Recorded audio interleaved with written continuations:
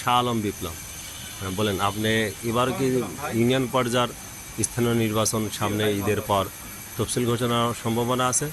তা আপনি কি আবার নির্বাচন করার সম্ভাবনা আছে আপনার? ইনশাল্লাহ আমার ইচ্ছা আছে। ইনশাল্লাহ আমার এবার মানে ইউনিয়ন নির্বাচন করার ইচ্ছা আছে, যেটা বেশি দাওয়াতের স্বার্থ করবেন। ইনশাল্লাহ দাওয়াত করবো মানুষকে, ভালো মানুষ, ভালো সৎ মানুষ, ভালো মানুষকে দেখে ভোট দেয়, সেইভাবে দাওয়াত করবো। দাওয়াতের লক্ষ্যটা কি থাকবে? লক্ষ্যটা থাকবে সৎ দিনদার পরেশগার লোক সমাজের ইউনিয়ন কাউন্সিল যদি বসতে পারে তাহলে এরা সমাজের পরিবর্তন আনতে পারে, ভালো হতে পারে। কি ভালো আসবেন আপনি?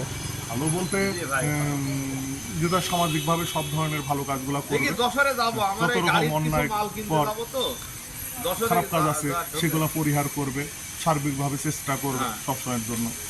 আমাদের কেন্দ্রীয় সরকার যদি এটা পদক্ষেপ না নেয় তাহলে আপনি স্থানীয় নেতা হিসাবে কি নীতিতে আছেন? সামাজিকভাবে তাহলে প্রয়োজন হলে উপদেষ্টা মণ্ডলী তৈরি করব।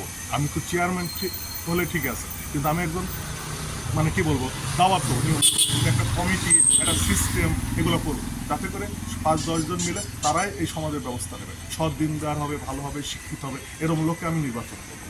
প্রত্যেকটা ওয়ার্ডে ওয়ার্ডে আপনি একটা কমিটি গঠন করবেন না? যে কমিটির নেতৃত্বে সব ধরনের লোকজন থাকবে, তাদের নিয়ে আপনি এই সমাজের যে খারাপ কাজগুলো সেগুলোকে ভালো কাজের দিকে আনার জন্য চেষ্টা করবেন, তাই তো? আচ্ছা, ঠিক আছে, ঠিক আছে, ধন্যবাদ আপনাকে।